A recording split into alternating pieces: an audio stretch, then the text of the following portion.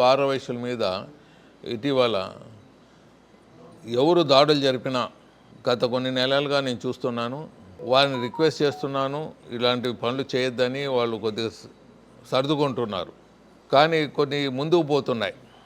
మరీ నేను నాయకులకు హెచ్చరిస్తున్నాను. ఎమ్మెల్యేలు కానీ, మాజీ ఎమ్మెల్యేలు కానీ, ఆరవయసులు అందరితో కలిసిమెలిసి బతుకుతారు. ఊరైనాక ఒళ్ళకాడు అనేది ఉంటుంది. 1% అలా ఏమన్నా వెధవులు ఉండొచ్చు. 99% మా వాళ్ళు ఒక కుటుంబంగా బతుకుతున్నారు. మంచి వాళ్ళ మీద కూడా దాడి జరుగుతున్నది.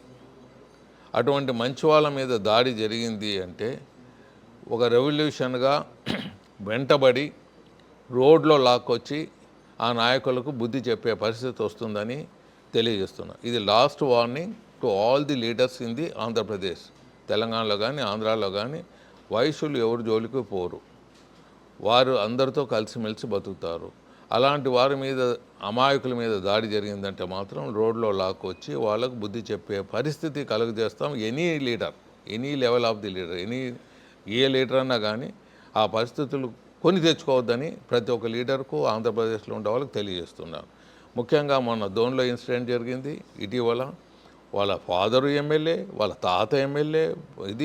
అటువంటి వ్యాపారస్తుడు స్కూల్స్ రన్ చేస్తున్నాడు.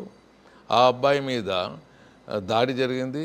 ఆ అబ్బాయిని దాడి జరిగిన వాళ్ళని ఒక 2 days లోపల అరెస్ట్ చేయకపోతే వాళ్ళని ఇమీడియట్గా అక్కడ కూడా ఒక విప్లవం మాది తీసుకొని వెళ్తామని తెలియజేస్తున్నాను. దీంట్లో ఏమాత్రం వెనుకబడే లేదు. ఇది మన దేశంలో అన్ని మతస్థులు, అన్ని కులాలు గౌరవంగా బతకాలి.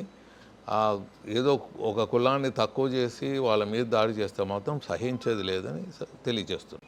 ఆరవయసుల మీద ఇటీవల ఎవరు దాడులు జరిపినా గత కొన్ని నెలలుగా నేను చూస్తున్నాను.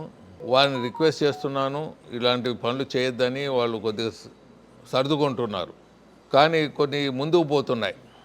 మరీ నేను నాయకులకు హెచ్చరిస్తున్నాను. ఎమ్మెల్యేలు కానీ, మాజీ ఎమ్మెల్యేలు కానీ,